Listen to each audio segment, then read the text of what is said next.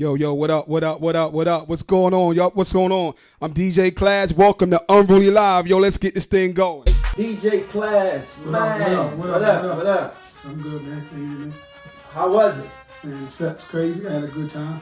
Yeah, man. Exploring this new music is kind of cool. You know, I'm a little old out here in these streets, so. Right. I try to make sure I can keep up with the youngest. Nah, you definitely had it flowing. So, what inspired you to do this though? You know what I'm saying? Man, just the idea that like no one is really doing the lives for Baltimore Club. I did a record called "I'm the Itch" at this point about 13 years ago. Cause I'm the itch, all up in here. When I did that record, it was listed as pop. It wasn't even like the hood stuff that we consider that record like on some hood stuff, but it wasn't that to the world. It was like pop or even like EDM. So coming back to do stuff like what we did, and it's being recognized by the dancers and the culture, versus when I came out with that record that many years ago. It's a blessing. It's very refreshing to see that now it's surfacing again where it's not just me. DJ Class in it, Mr. West in it. Kanye and you in the studio, like how did that come about? Well, what happened was I was on tour. I met Tom from MySpace. Wow. And Tom was like, we going over to this party. You was in his top 5 or top 10? What was it? Top 5, top 10? I wasn't none of that. But he said he was going to a party in Burbank. I didn't know that it was a kind of a birthday celebration for Kanye West as well. I met Heavy D there, rest in peace, Heavy D. And we was just vibing, just in there having a good time drinking. They plays "I'm the Itch" because it's not just bubbling, but it's mainstream, but mix show.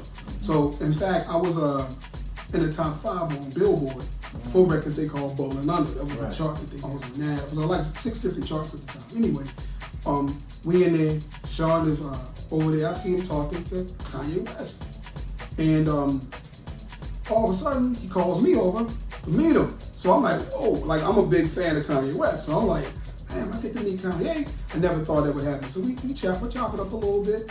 And of course, in Kanye fashion, he was just like, yo, the remix with Lil Jon was dope, but you should have called me. I was like, wow, okay, all right.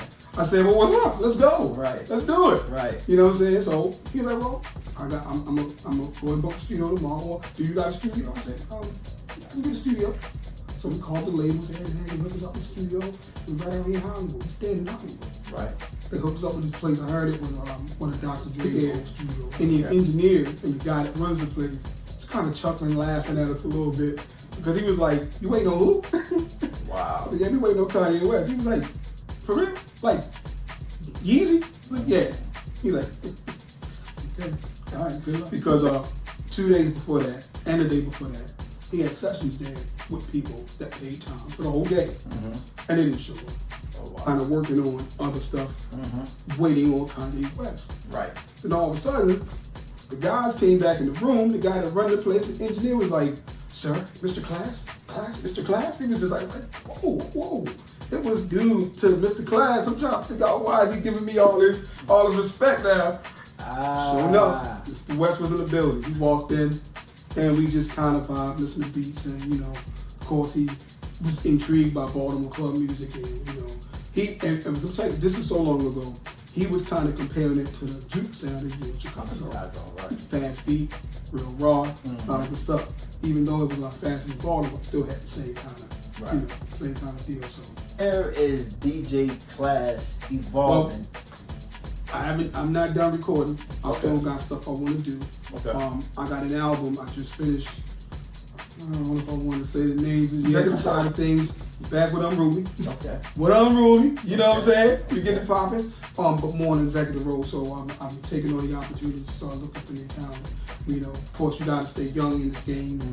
The culture has flipped a little bit. Before it was people coming to parties and the DJ controlling it. Now we have a lot of the dancers who make the music now.